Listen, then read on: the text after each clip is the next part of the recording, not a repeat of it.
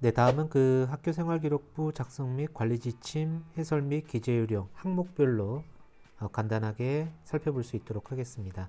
양이 너무 많기 때문에 필요한 내용들만 스피드하게 한번 알아볼 수 있도록 할 거고요.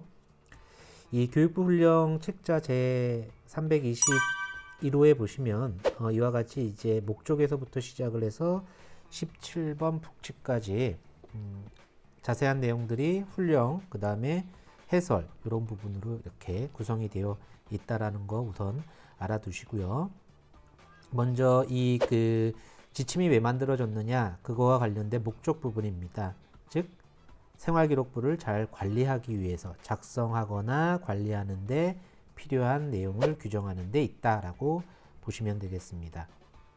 자, 그래서 이제 중요한 것은 선생님들께서 어찌됐든 학생 생활기록부가 잘 작성이 되기 위해서는 학생을 인성이든 그 다음에 다양한 영역에 있어서 종합적으로 관찰을 하시고 그 해당 내용들이 누가되어 특기사항으로 표현이 될 수 있도록 해주시면 이러한 내용들, 즉 종합적으로 관찰하거나 평가했던 내용들이 상급학급에 갔을 때 학생 선발에 활용될 수 있도록 해주는데 그것과 관련된 여러 가지 내용들의 기준을 잡아주는 게 이 훈령 또는 학생 생활기록부 기재요령 내용이라고 보시면 되겠습니다. 두 번째는 이제 적용 범위가 되겠는데요. 적용 범위는 어찌됐든 이제 초중등교육법 제2조에 따른 학교 장이 작성 관리하는 학교 생활기록부에 적용이 된다라고 보시면 되겠습니다. 해당 내용들은 좀 살펴볼 수 있도록 하시고요. 그 다음에 이제 용어의 정의가 나와 있는데요. 여기서 이제 좀 중요한 것은 전산 자료를 활용을 해서 학생 생활기록부를 관리를 한다라고 보시면 되겠습니다. 그래서 이 지침에 사용한 용어의 뜻에 전산 자료라는 것은 학교 생활기록부 관련 보조부 등을 체계적으로 전산 처리한 자료를 이야기를 한다라고 보시면 되고요. 여기서 말하는 사용자라는 것은 이제 교육정보 시스템을 운영하기 위해서 학교장으로부터 정당한 권한을 부여받아서 시스템을 이용하여 관련 업무를 직접 처리하는 자를 이야기한다라고 보시면 되겠습니다. 그래서 이제 중요한 것은 특히 이제 교무 학사 시스템 같은 경우에 평가, 그다음에 학생의 여러 가지 민감 정보를 다루기 때문에 이 시스템만큼은 권한 부여를 할 경우 학교장의 승인을 받아야 되는 그러한 절차를 작년도부터 이렇게 변경하여 우리가 지금 사용을 하고 있다라는 사실도 좀 기억을 하셔야 됩니다. 네, 다음은 처리 요령에 대해서 한번 알아볼 수 있도록 하겠습니다. 먼저 그 학교 생활기록부의 항목 입력 주체를 명확히 이제 구분을 했는데요. 출결 사항 같은 경우에는 학교 담임 선생님이 작업을 해주시면 되고요. 창체 같은 경우에 자율활동, 봉사, 진로는 학급 담임 교사, 동아리나 안전한 생활은 지도교사, 그 다음에 교과학습 발달 사항 같은 경우에는 담임 선생님 및 교과 전담 선생님들께서 진행을 해주시면 되고요. 행동 특선 및 종합 의견은 학급 담임 교사가 작업을 해주시면 되겠습니다. 그 다음에 재학생 학교 생활기록부 자료의 정정, 이 부분이 이제 가장 중요한데요. 발견 학년도 학급 담임교사가 진행을 해주셔야 되겠습니다. 즉, 올해 담임 선생님들께서는 올해 내용에 대한 책임도 있지만 이전 학년도의 내용을 점검을 해서 불필요하거나 또는 잘못된 내용에 대한 수정까지도, 즉 자료의 정정까지도 해 주셔야 하는 의무가 있다라고 보시면 되겠습니다.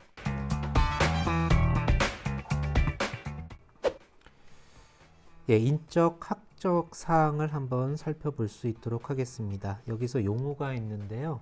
우선 선생님들께서 좀 기억을 해야 되는 용어는 입학. 입학이라는 것은 처음으로 학교에 들어가는 그러한 부분이라고 보시면 되고요. 취학은 처음으로 의무교육, 즉 의무교육에 해당되는 학교에 적정 학년으로 들어가는 것을 의미한다라고 보시면 되겠습니다. 구분하는 것은 의무 교육을 처음 받는 사람은 취학이라고 생각을 하시면 되고요. 입학이라는 것은 학교 급별 1학년으로 들어간다라고 보시면 되겠습니다. 그 다음에 몇 년 전부터 좀 나왔던 내용인데요. 그 명예 졸업이 있다라는 거, 그 학교 교육 활동 과정에서 발생한 불의의 사고나 그 다음에 사회 공익을 위해서 활동하는 중 사망했을 경우 학칙이 정한 바에 따라 학교장이 명예 졸업으로 인정한 경우 명예 졸업을 기록할 수 있다라는 사실도 기억을 하시면 되겠습니다. 그 다음에 작년부터 학생의 인적사항이라든지 학적사항이 통합이 되고요.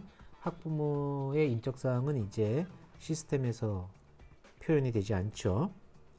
이러한 학생의 성별, 성명, 주민번호는 주민등록 등 초본과 일치하시면 되고요. 그 다음에 주소는 반드시 누가 하여 기록을 한다라고 보시면 되겠습니다. 그래서 이제 전출이나 전입을 했을 경우에 그 학생의 주소를 임의적으로 삭제하지 않도록 해 주시면 되고요. 그 다음에 이제 면제라든지 유예 부분은 어쨌든 사안이 발생했을 때 담임 선생님들께서 해당 내용을 교무 선생님 등에게 알리고 그 해당 내용들은 절차에 따라서 진행을 시켜서 최종적으로 학교생활기록부에 기재될 수 있도록 해주시면 되겠습니다. 특히 유예 부분은 3가지 경우라고 생각을 하시면 되는데요. 그 교육감이 정하는 질병이라든지 그 밖에 부득이한 사유로 교육을 정상적으로 받지 못했을 경우에 보류하는 것, 이런 것들을 이제 유예시킬 수가 있게 되는데, 이 부분도 이제 유예를 처리를 하실 때 유예인지 면제인지 잘 확인을 하시고 해당 작업들을 진행을 해 주시는 게 중요합니다. 그 다음에 이제 유급이 되는데요. 그 유급은 초등학교 경우에는 이제 그렇게 발생하지 않을 수가 있는데, 어찌됐든 수업 일수에 대해서 3분의 2 이상 출석을 하지 못했을 경우에 이제 우리가 유급을 처리할 수가 있게 됩니다. 그래서 예시를 보시면 191일인 경우 3분의 2가 127.33으로 계산이 되는데 무조건 올림을 하시면 되겠습니다. 그러면 128일 이상 출석하지 않았을 경우에 유급이 된다라고 보시면 되고요.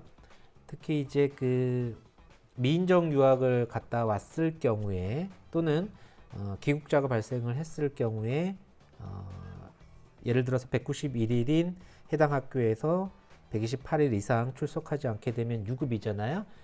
이때 부모가 원하면 어찌됐든 우선은 교육적인 차원에서 아이를 받아 주시고요. 그 아이와 관련된 내용을, 즉 유급이 된다라는 내용을 학부모에게 꼭 말을 할 수 있도록 해 주시면 되겠습니다. 자, 그리고 이제 재취학 같은 경우에는 뭐 귀국자라든지 이러한 강원도 교육청 관리 지침이 있거든요. 그거와 관련된 내용들을 잘 살펴보시고 재취학과 관련된 내용들을 처리를 해 주시면 되겠습니다. 그리고 이제 그 명예 졸업 업무 절차와 관련된 내용들이 여기에 있는데요. 어찌됐든 그 학교 생활 기록부를 관리하시기 위해서는 학업성적관리위원회, 그 다음에 학교폭력대책자치위원회 등 다양한 규정들이 먼저 이렇게 정비가 되어 있어야 됩니다. 그래서 명예졸업과 관련된 내용들은 해당 내용을 참고로 해서 처리를 해 주시고 생활기록부에 입력이 될 수 있도록 해 주시면 되겠습니다.